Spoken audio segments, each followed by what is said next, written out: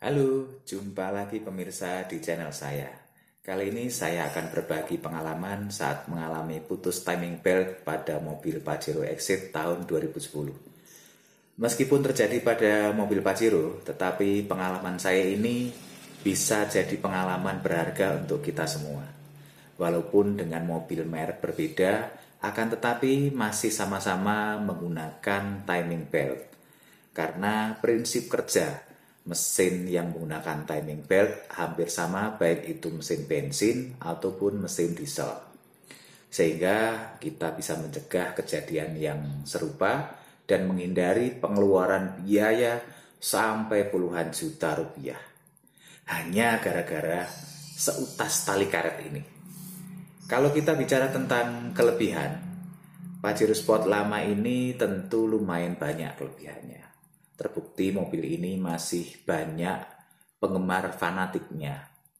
Bagi saya, yang penting untuk menjadi perhatian adalah kelemahannya.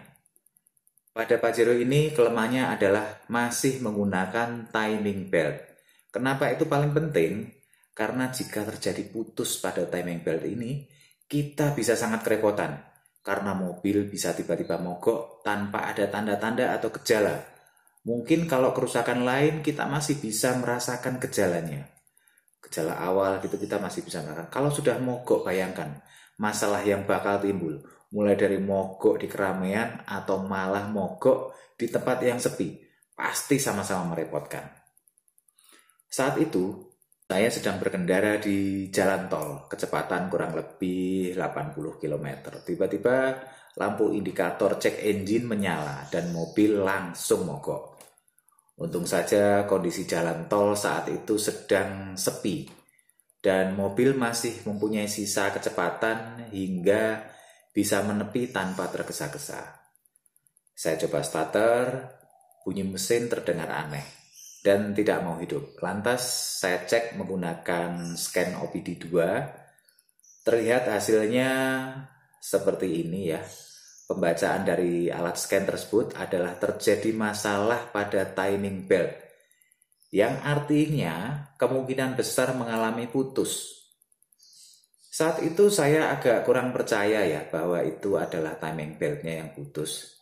Karena saya ingat bahwa saya mengganti timing belt untuk pertama kalinya pada kilometer 150.000. Kemudian ini baru 200.000, berarti mobil masih berjalan 50.000 kilo. Dan sesuai anjuran buku petunjuk, penggantian timing belt adalah tiap 100.000. Jadi masih aman sebenarnya. Oh ya, saya juga mengingatkan kepada pemirsa sekalian, penting untuk menyimpan nomor darurat layanan tol, yaitu 14080. Mana tahu suatu ketika kita membutuhkannya. Karena pada saat kejadian, saya sempat kebingungan menghubungi siapa. Kemudian mobil diderek keluar tol oleh petugas derek, gratis tanpa biaya. Setelah itu di bengkel dan dicek ternyata benar timing beltnya putus. Penyebab terjadinya hal tersebut karena saya menggunakan timing belt KW. Saya jadi ingat saat penggantian dulu, karena bengkel tidak mempunyai barang yang asli atau genuine, maka diberikanlah yang KW. Untuk Pajero ini terdapat dua timing belt, yaitu timing belt yang besar dan timing belt yang kecil. Untuk menggantinya harus keduanya. Sangat penting untuk mengganti timing belt dengan yang genuine atau asli. Karena di samping lebih kuat, jika kita kelupaan mengganti saat kilometer anjurannya sudah tercapai, timing belt tidak langsung putus, tapi bisa memberikan tanda-tanda kepada pemiliknya. Biasanya timing belt yang kecil, giginya itu akan mengalami kerusakan atau rompal, sehingga membuat mesin menjadi berisik ya, dan pemilik akan menyadari bahwa timing belt waktunya ganti. Baik, sekarang kita akan membahas komponen apa saja yang bisa rusak gara-gara putusnya timing belt ini. Timing belt berfungsi sebagai penghubung antara gerakan piston dan gerakan klep.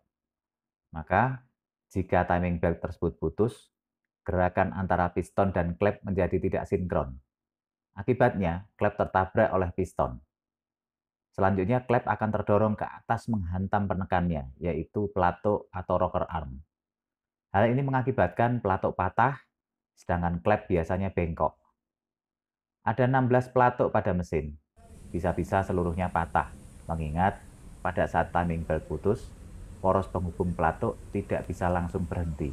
Semakin tinggi RPM pada saat putus, maka poros akan semakin lama terhenti dan semakin banyak pula pelatuk yang patah.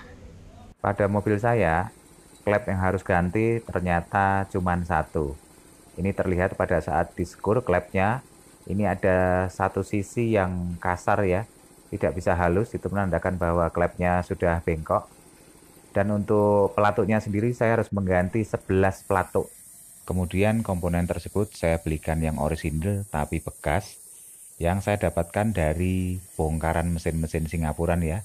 Ya harapannya saya mendapatkan barang orisinil tapi dengan harga yang miring.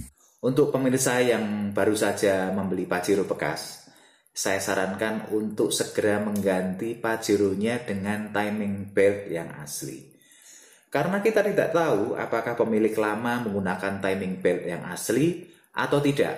Saya kira mendingan kita keluar biaya ratusan ribu untuk mengganti timing belt daripada menunggu sampai terjadi putus yang mengakibatkan terbuangnya waktu dan uang yang cukup besar.